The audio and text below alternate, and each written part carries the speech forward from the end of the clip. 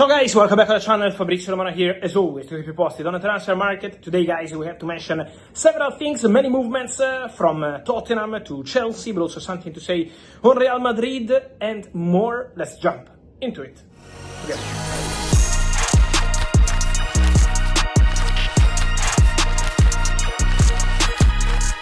And guys, we have to say today congratulations to Tottenham, because unbelievable 24 hours for Spurs. It's fair to start our video with Tottenham Hotspur, because after Mohammed Kudus, who completed the medical today after a deal agreed for £55 million with West Ham paid in 3 years, so Kudus is done, will sign on Friday. Now Tottenham signed one more player, and the story is about Morgan Gibbs-White, a player who was in the list at Manchester City during the beginning of the summer transfer window. Then they decided to go for a different strategy, so instead of spending big in their position, to spend money on several positions, and so they signed Ryan Cherki for the creative attacking midfielder, and now Morgan Gibbs-White is going to Tottenham Hotspur. It's here we go, in 24 hours, Kudus, £55 million, and then also Morgan Gibbs-White for £60 million, because Tottenham triggered the release clause into the contract of the player at Nottingham Forest, and so everything agreed between all parties involved. The player is on his way for a medical on Friday. Morgan Gibbs-White and Kudus, new signings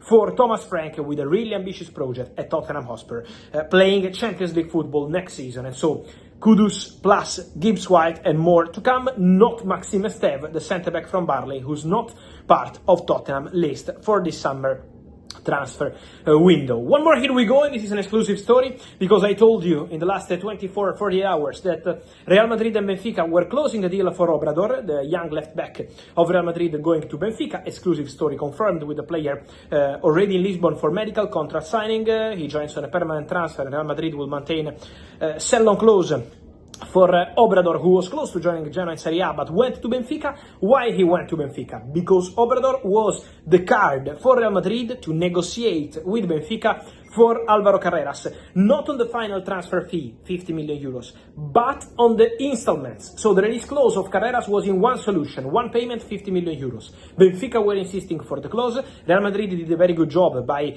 not triggering the clause, but reaching an agreement with Benfica to pay the 50 million euros in several different installments, so not in one solution, and then sending Obrador to Benfica as part of this negotiation. So Alvaro Carreras will become a Real Madrid player. Formally, to wait for the player to travel and for the clubs to prepare all the documents, is Manchester United, who have to send an email confirming to Benfica that they will not take the buyback clause they have in the contract for Alvaro Carreras, because Real Madrid are aware of this. Man United had the buyback clause into the contract of Alvaro Carreras, but Man United will not take that clause, and Carreras will go to Real Madrid. So it's a formal step, waiting for that, and then Alvaro will be the new left back for Xabi Alonso. So really many movements, guys, on the market for Real Madrid. This is an important one, because Xabi wanted a left back, wanted to add one more player, wanted to add a fast player who can help also in terms of intensity, also in terms of defensive work, of course also offensive, because Alvaro is very good on both phases. But for sure, for Real Madrid, this is considered a really, really important addition for the season to come.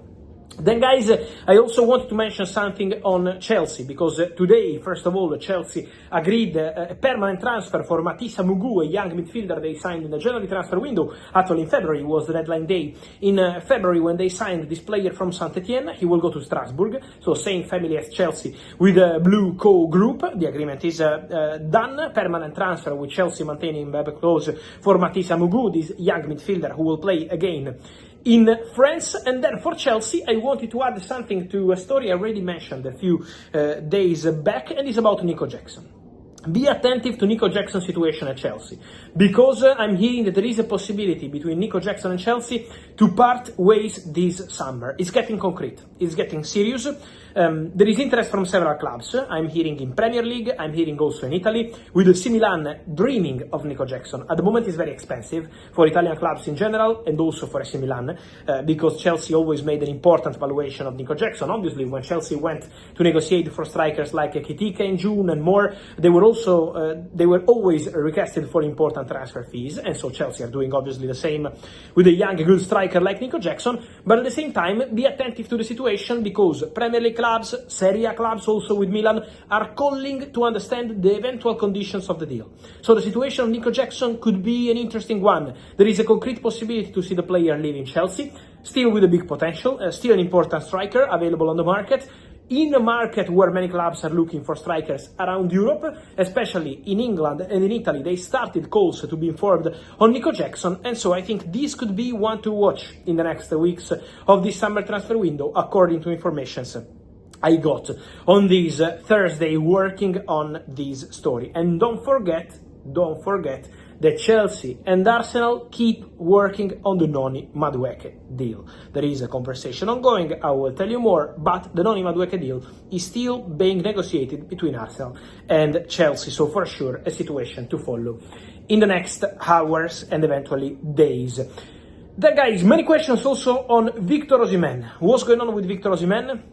Well, Viktor Osimhen's story is quite clear. Basically, Galatasaray and Napoli have an agreement on the transfer fee, which is the fee of the release clause, 75 million euros. But what's going on right now is that Napoli want bank guarantees for this payment to be completed, because will not be in one or two solutions, will be in several years. So Galatasaray are proposing not to formally pay the clause, but to pay this money in 5 years. Napoli are asking for bank guarantees, basically for an absolute guarantee for this money to be received under any conditions, injuries or more, in the upcoming years. So this is what they are asking for. Now is on Galatasaray to close this story, to provide these guarantees and proceed to close the story for Viktor Osimhen, but for sure this is the case. Many of you asking me if maybe Man United can try to adjust this deal, if Man United have entered and blocked this deal. Guys, I'm not aware of Manchester United entering into this one, not just for the 75 million euros, but also because of the salary. The real point between Premier League clubs and Osimhen last summer and this summer has always been about the salary. Osimhen is on 12 million euros net salary at Napoli, and Imagine Galatasaray are prepared to pay 16 million euros to the player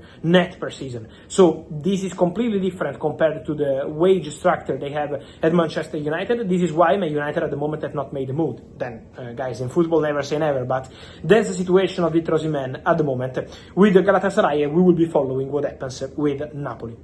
Also, we have some stories on Manchester United entering into the negotiation for Viktor Gyokeres. Guys, my information as of tonight is what I told you earlier today in the video here on the channel. Arsenal keep working on the deal for Gyökeres. Gyökeres will not show up for training. Gyökeres is focused on Arsenal. Gyökeres is not flirting with other clubs at this stage of the summer transfer window, because his focus is on going to Arsenal. He agreed a personal terms with Arsenal already some time ago. 5-year contract for him is ready, now waiting for the clubs to reach an agreement as of tonight. Still no green light from Sporting, but for sure the story remains open. And so guys, let me know your thoughts on all these stories from Alvaro Carreras. Here we go to Mohammed, Kudus and Gibbs-White, impressive from Tottenham, and then Osimhen, Gyökeres, Nico Jackson. Guys, I wait for your opinion here in comments. Remember to like this video, turn on the notification bell, and subscribe to the channel. See you soon.